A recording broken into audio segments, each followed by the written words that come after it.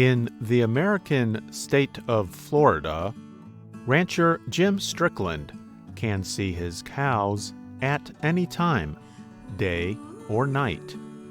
To do this, all he needs is his phone.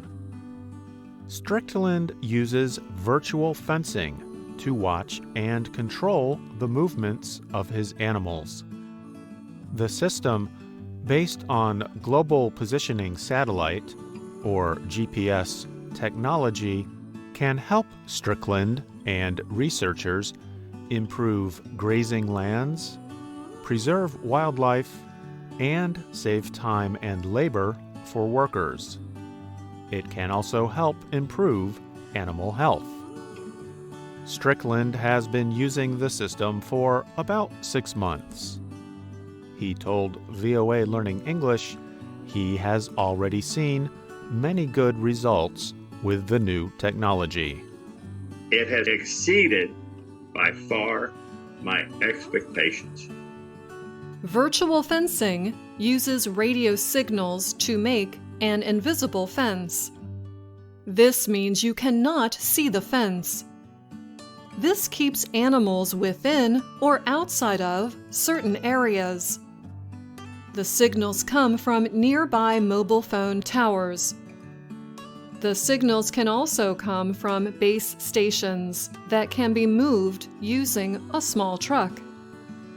Each animal wears a collar around its neck. The collar has a radio signal receiver and a GPS device that shows the animal's location. Ranchers train livestock to connect a sound with a small electric shock. When an animal gets close to a virtual fence, its collar makes a warning sound. If the animal moves even closer to the fence, it receives a shock. In this way, livestock quickly learn to stay away from the fence. Ranchers can change the virtual fence boundaries quickly by using a phone app or computer. And livestock quickly learn the new boundaries. Strickland and his co-workers can use their phones even while on horseback to move cattle from one area to another. All they need to do is change the virtual fence lines. And every 30 minutes, that line will move down. It will literally drive those cows down. Physical fences take time, labor, and money to build.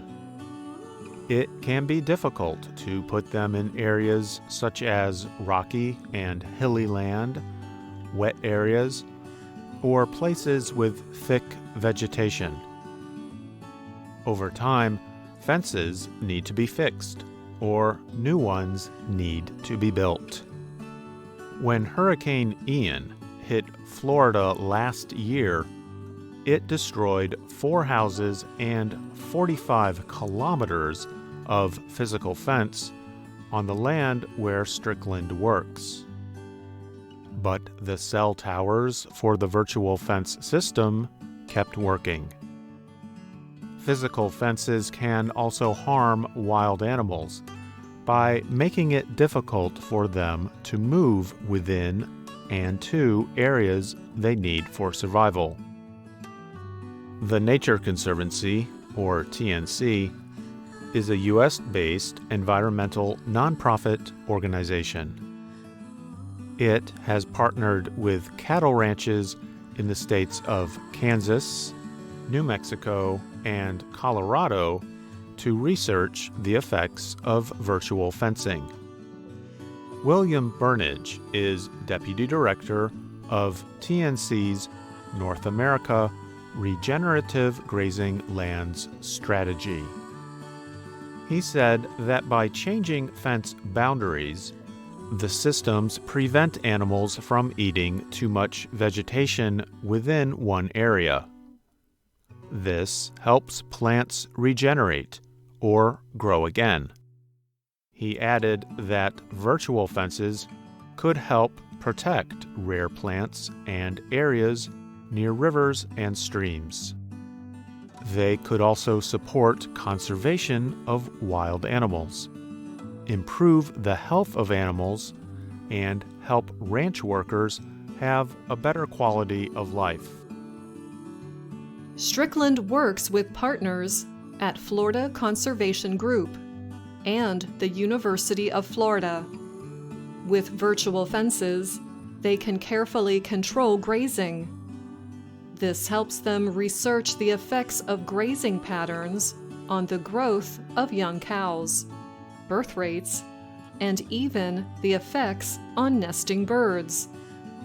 They also plan to research how grazing can affect the release of carbon dioxide gas into the atmosphere. In Florida and other places, fields are sometimes burned to prepare them for future grazing. The burning releases carbon. Virtual fences may help reduce burning by better controlling where and how long cattle graze. Both Strickland and Burnage note that, unlike physical fences, livestock cannot get injured by a virtual fence. The GPS collars also let ranchers watch for animals that may be having problems. For example, if the system shows that a cow has not moved for many hours, it may be sick or injured.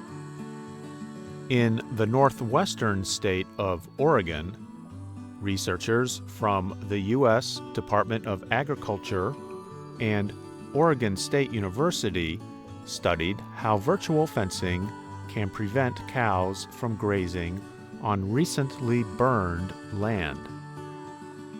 Cattle can easily damage burned areas and the young plants that grow there.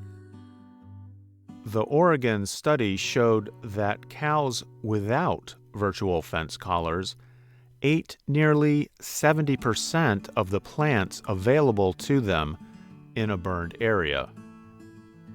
However, cows with collars spent very little time in the burned area and ate less than 3% of the plants available to them. Although virtual fencing systems have benefits, they can be costly. A collar for just one animal can cost around $50 each year or more, and portable base stations cost $10,000 or more. Researchers are looking for ways to lower costs and bring the technology to developing countries.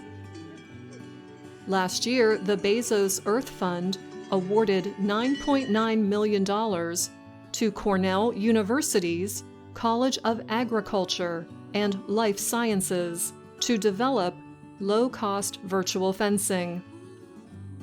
The university plans to test new systems in Kenya, Mongolia, Argentina, Brazil, and Colombia. But in some areas, virtual fencing may not be the best solution, Burnage says. When Burnage visited Kenya, he saw many workers who closely follow and take care of livestock. Virtual fences could cause some of these workers to lose their jobs. Still, Burnage said, many people want to learn more about the technology. The amount of interest in the ranching community, I've never seen anything comparable, he said. And Strickland said they are already working on more ways virtual fencing can be used. Now we're seeing so many things. Once you start down the road of new technology, then it starts expanding.